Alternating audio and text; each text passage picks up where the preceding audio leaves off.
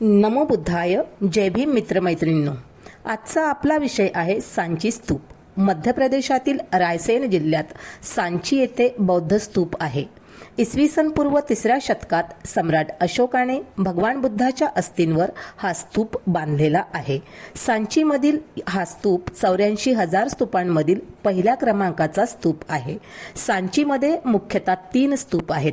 त्यापैकी पहिल्या स्तूपात भगवान बुद्धांच्या अस्थी आहेत. दुसऱ्या क्रमांकाचा स्तूप हा अरहंताच्या अस्थींचा आहे आणि तिसऱ्या क्रमांकाचा स्तूप हा सारीपुत्त आणि महामौगलायन यांच्या अस्थींचा आहे. सांची स्तूपाच्या चारही दिशेला 4 तोरणे उभारलेली आहेत. स्तूपाच्या दर्शनी भागावर सजावट केलेली आहे. सांचीच्या तोरणावर अनेक पॅनल्सवर म्हणजेच खांबांवर बुद्धांच्या जीवनातील महत्त्वाचे प्रसंग, जातक कथेचे शिल्प, ज्ञानप्राप्ती, पहिल्या प्रवचनाचे शिल्प कोरलेले आहे.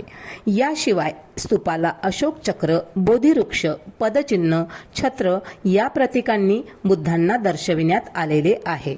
कमळ, धम्मचक्र आणि बौद्ध भिक्खू यांच्या प्रतिमा कोरलेल्या आहेत.